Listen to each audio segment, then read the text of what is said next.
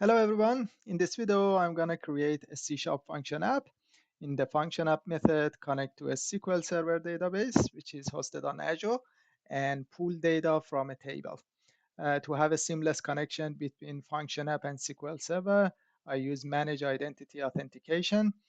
So you don't need to be worried about password. And at the end, I'll deploy it to Azure and test it. Just a heads up that I use Microsoft.Data.SqlClient NuGet package to access database directly here, but we'll create a video later and show this with Entity Framework as well. Okay, enough talking. Let's do some practical stuff. First of all, I want to show you the database. I have an Azure SQL database, and under tables, I have students table. I've written this query here and I want to run it. So it's selecting ID, first name, last name, age from students table. And currently we've got 4 rows in that table. So I want to create a HTTP trigger function app and access this database and this table and pull these records to the function app and then populate a response and return it to the caller of the function app. Okay, I come to Visual Studio to create Azure Function App project. So I highlight Azure Functions, click on Next, give your project a name and a location, and click on Next. Next screen, we choose .NET 8, and it's a HTTP trigger function, so we leave it as is. And we want to have authorization level at the function app level. So we leave it as is here. I'll change it to anonymous later and explain why. Click on Create. Once the project's created, I just want to rename that to get students. So I rename the method here, click on yes. And I want to call this function get students as well. We want to have that as a get method only. So I remove the post. And for ease of use in this tutorial, I'm just removing the authorization level for this function app. So I change it to anonymous. It means that you don't need to put function app key when you want to call this method. So obviously it's not a good idea for production. But if you want to use your function app with the function app key, I have a video for that as well. Feel free to watch it. I'll put the link in the description. But here, for making stuff simpler, I just change it to anonymous. Next step, we need to install a NuGet package. So right click on the project, manage NuGet package. And in the browse section, just put Microsoft.Data.SqlClient. Select it from the list and install the latest stable version. So click on install and apply and accept the terms and conditions. You have a green tick here. It means that it's installed successfully. Close it, go back to your getstudents.cs file. I delete the default piece of code and I start adding my code step by step. So the first line, I'll add a log so we know that this function is called. Then add a try catch block to make sure if anything goes wrong, we can capture the error and return the error to the caller of the function app. So we return a bad request object result and we put the exception inside that. So in the caller, you get the full description about this exception. In the try block, first of all, we need a variable for connection string. In a bit, I'll show you how you can just get it from Azure portal. But for now, we continue with the rest of the code, and then we get to the connection string later. Then we create an object from SQL connection type, and we new it up. we need the connection string when we are creating that SQL connection. This using a statement means that as long as you are in this block between two curly braces, the connection is open and this object exists, the con object. And when you go out of this block, the object gets disposed. So you don't need to be concerned about the open connections. So it's very good to use that. Then inside the connection block, we need to open the connection. We use open async, so it opens the connection asynchronously. Then I create a variable for the command that we want to run on our database table. Then we need another using block for SQL command. SQL command is used for running a command basically on the database. Inside the command block, we add another using for SQL data reader. It's for reading data from table. So we use the command object that we created here and the execute reader async. It reads the data from the table and it puts it in the SQL data reader object. Inside the SQL reader block, we can loop through the result and populate the response that we are after. But before that, we need to create a class for our student table. So I right click on the project, add, and then class, give it the student name, and I declare these properties here. ID, first name, last name, and age that we are reading from the database. Save everything. Go back here. I declare a variable from a student type. It's a list of a student because we are returning a list of a student to the caller. And then inside this block,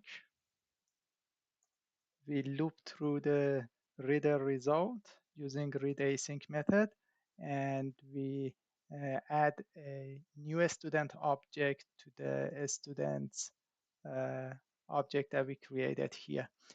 To access each row column, we use index, and index is based on the column order that you've used in your command. So 0 is ID and it's an integer, so use getInt32. And the first name and last name are a string, so you can use getString, and the index is 1 and 2. And the last one is age, and it's again an integer, so you can just access them. And we populate them inside the student's object. Once this is done, outside of the using logs, we just return a new object from OK object result, and we put the student's object inside the body. Save everything, build it to make sure it gets built. Build was successful, as you can see here. Okay, I come back to the connection string now. We need to go to the Azure portal to get the connection string from there. In Azure portal, if you go to your database and in settings and in connection strings area, you see that you've got different tabs here. It's different connection strings for different frameworks. We are after the ADO.NET 1, and we want to use the first one, which is for Microsoft Entra passwordless authentication. So we copy that and paste it here into connection string variable. So I explain it quickly for you and then we move forward. In the connection string, as you can see here, you've got your SQL Server name and your database name. And at the end, for the authentication type, you need to use Active Directory default. This is for Microsoft AD or Microsoft Entra passwordless authentication. For our case, our SQL Server name is OZAP SQL DB Server. And for this demo, I'm using OZAP Database. So that's the database that I put it here. And as you can see, the authentication type is Active Directory default. Okay, we build it one more time to make sure that it gets built successfully, and then we can deploy it to Azure. Yep, build is successful. So we are ready to deploy this function app to Azure, and then we need to do some configuration on the Azure side to make it work. First, I deploy this function app to Azure. For that, I right click on my function app project and then click publish. Select Azure. We want to deploy it to Azure. Click next. We want to deploy this to a Windows operating system app service plan. So we choose the first one and click next. In this screen, you need to log into your subscription here. And once you are logged in, you choose your subscription name from the drop-down list. And then we create a new app service for hosting this function app on it. So you click on the create new button here. Give your app service a name, you choose your subscription and the resource group that you want to deploy this app service to. And for the plan type, you can choose consumption. It means that it's pay as you go.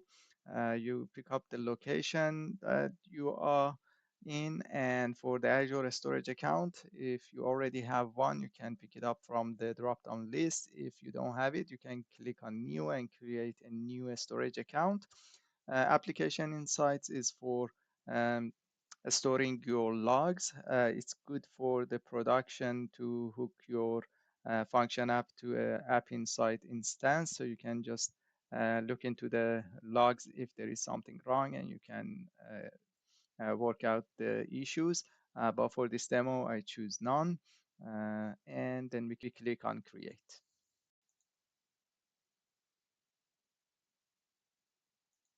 It's getting created.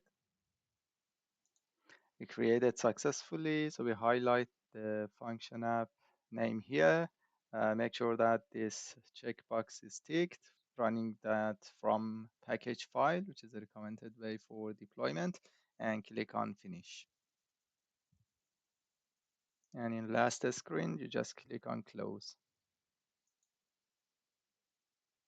If we go to Azure portal, and in test resource group that we deploy this function app to, we see that a function app's created here. And if I click on that, you see that it's an empty one at the moment, no functions here. So I go back to the Visual Studio and we click on publish button to deploy the function app into this area. Click on publish here.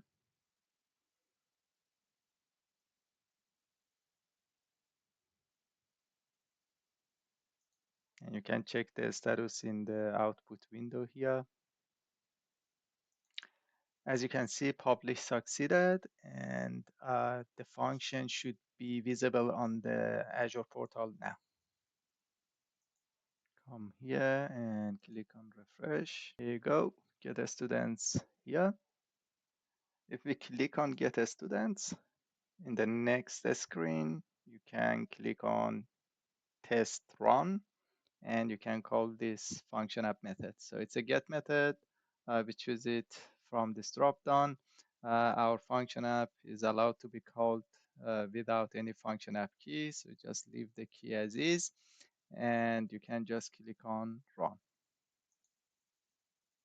We get a bad request response, and if you look at the response content, it's a SQL exception, and it says that failed to retrieve a token from the included credentials. This is because the security layer at the SQL Server side is rejecting our request, and we need to do some configuration to make it work for the passwordless connection. Let's do that now, and then we come back to here and retry our function app call. To make our function app work with passwordless connection to the SQL server, we need to use manage identity. But what is managed identity? If you want to access securely to an Azure AD protected service like SQL Server or a storage account or Key Vault, one method which is a best practice is using managed identity. This way, you don't need to manage credentials like password, client secrets, or certificates, etc. So in our case, we have a function app and we want to access a SQL database. So we create a unique identity for that, and that unique identity can be user assigned or can be system assigned. System assigned gets created automatically by system, and user assigned, you can create an identity in Microsoft Entra and then assign it to that resource. If you use it system assigned identity, it's basically the same as your function app name here, for example. And when you want to grant access to different resources in Azure, you can use that identity name. So we go back to the Azure portal and we grant permission to this function app identity on the SQL Server database. In Azure portal, we go to our function app, and on the settings section, there is an identity menu item. If you click on that identity, we've got two different tabs here, system assigned and user assigned. This is for assigning an identity to this function app resource. We want to use system assigned one, and at the moment it's off. We just need to turn that on. So I click on and click on save. I click on yes. It got created and you can see its ID here. Now we need to give access to this system assigned identity on the SQL Server database. To give the required access to our function app manage identity to the SQL database, we come to our Azure database, and in the query editor, we need to run some SQL commands. So I start with this command, which is creating a user in the database for our function app name. As I said earlier, for system assigned manage identity, the manage identity is equal to the resource name, and our function app name is this name. So just run this command. Result was successful. Next command that I need to run is this command, which is giving the data reader role to our function app manage identity. So I'm going to just run this one. Query succeeded. Next commands giving our function app data writer access. So I'm going to run this one as well. And finally, I want to grant execute and select access to our function app. So it means our function app can select data from database and can execute a stored procedure if you've got a stored procedure there. So I run them one by one, so make sure they succeed. Perfect. Now our function apps got proper access to the database. We can just retry our function app method in the test run screen. So I come to this screen and click run, and here you go. The response code is 200, and you see that all rows that we had in the database been returned in the response content. If you want to access the piece of code that I've written in this video, go to GitHub and in OZAP Builder YouTube channel repository. And if you go to Function App Azure SQL Demo, you can find that piece of code there.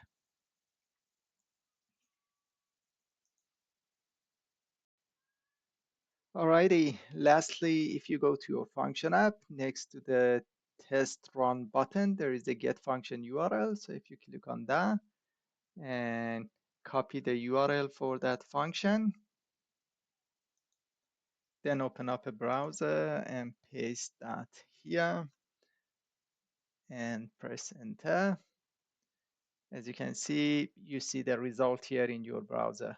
Uh, the reason is obviously we don't have a authentication or authorization for this function app method, so it's available to any request.